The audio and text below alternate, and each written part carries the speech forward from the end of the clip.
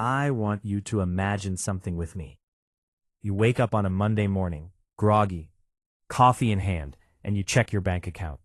That familiar sinking feeling hits. Rent is due, bills are piling up, and your paycheck, well, it's already gone before you even spent it. You sigh, thinking, I work so hard. Why is it never enough? And the thing is, you're not alone. Millions of people wake up to that same reality. Maybe it's a student loan, maybe it's credit card debt, maybe it's the rent that somehow keeps climbing faster than your hours at work. You tell yourself you'll figure it out, maybe save a little, maybe invest, but somehow it never sticks. And you watch other people, friends, coworkers, distant acquaintances, seem to climb, to grow wealth, to feel free, while you stay stuck in the same loop. Why does that happen? And before you jump to judgment or self-blame, let me tell you something. This isn't about laziness.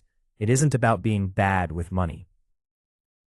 In fact, the truth is far more complicated and far more human. Most of us think staying poor is a matter of choice. We tell ourselves, if I just worked harder, I'd have more. Or, if I just budgeted better, I'd be okay. And those thoughts, they aren't wrong exactly, but they're incomplete.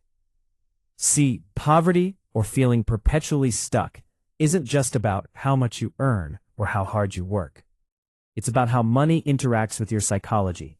It's about habits, stress, social norms, and systems that make it surprisingly easy to get trapped. Think about it.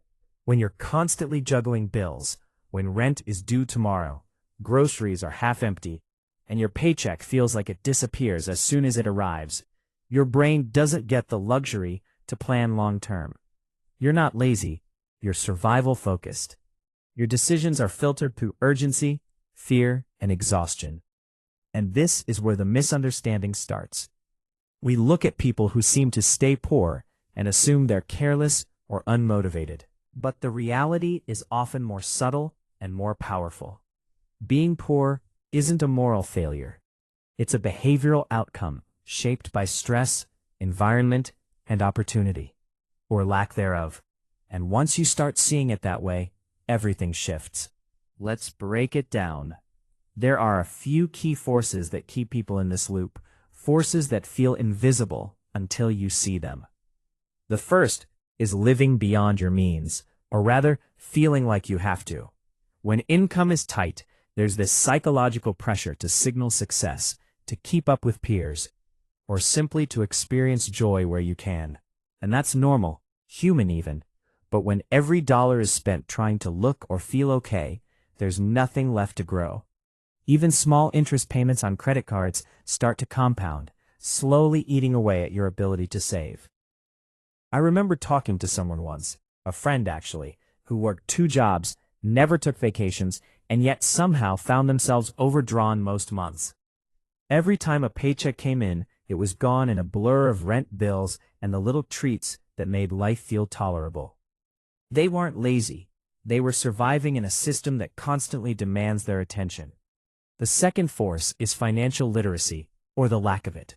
Schools rarely teach money management. Most adults never learned about compound interest, the benefits of investing early, or even how taxes actually work. Without this knowledge, every financial decision is made with incomplete information. It's like trying to drive through a city blindfolded. You might get somewhere, but it's mostly luck. Think about it. The average millionaire doesn't just earn more, they understand how money moves, how to make it work for them. For most people, earning more doesn't automatically translate to building wealth.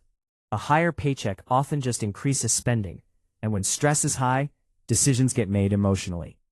Impulse buys, loans, and high-interest credit can feel like freedom, until the bill comes due.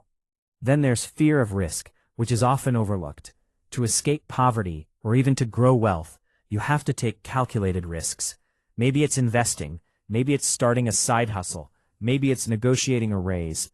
But when you're living paycheck to paycheck, the thought of losing even a small amount can feel catastrophic. Your brain is wired to avoid risk when resources are scarce. It's self-preservation, not stupidity. And this ties directly into a psychological concept called scarcity mindset. When you feel like you never have enough, you make decisions in a narrow window of time, focusing on immediate survival rather than long-term growth. You might work harder, but smarter choices often require a mental bandwidth you don't have when you're stressed about bills, deadlines, and basic needs. You might be watching this and thinking, what's the point? Am I just stuck? And that's exactly where most people give up. But here's the subtle turning point. Understanding these patterns isn't defeat, it's clarity. When you see the forces at work, you stop blaming yourself and start seeing choices for what they really are. Here's what I want you to notice. Breaking the cycle isn't about getting rich fast. It's about shifting perspective. It's about seeing that money isn't just numbers. It's a reflection of decisions, stress, and mindset. Once you start thinking this way, a subtle change happens. You start asking different questions. Instead of, why am I broke? You ask, where is my money going and why? Instead of fearing risk, you ask, which small risks can I take safely? You realize that building financial stability isn't about working harder. It's about working smarter, emotionally and behaviorally. I had a friend who started with a simple habit. She tracked every dollar she spent for a month. Just seeing the numbers made her rethink daily decisions.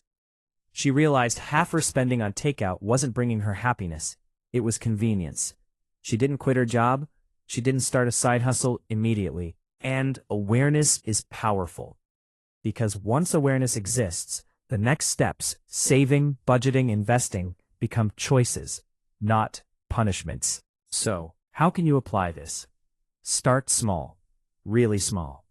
You don't need to overhaul your life in a day. First, track your spending.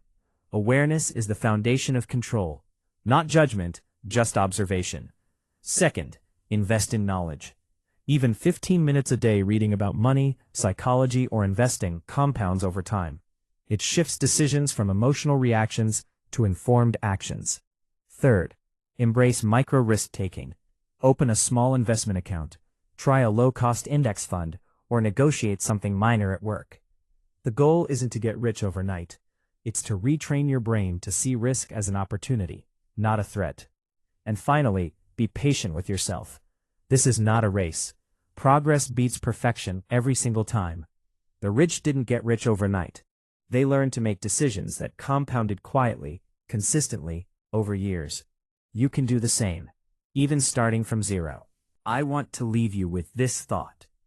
Being poor isn't a reflection of your worth. Struggling financially isn't a failure. It's a stage in a system that's complicated, stressful, and honestly, often unfair. But recognizing the psychology behind your money is liberating. It's a quiet kind of power, seeing patterns, understanding stress, and choosing your next step consciously. You may not fix everything today, and that's okay. You just start. You just observe. You just make one small, intentional choice. Because the truth is, the only thing worse than being poor is feeling trapped by it without understanding why. Knowledge, awareness, and small, steady actions are the keys to freedom. And when you start, slowly but surely, the loop begins to break. You start to feel a little more control, a little more calm, a little more hope. And hope, well, it compounds too.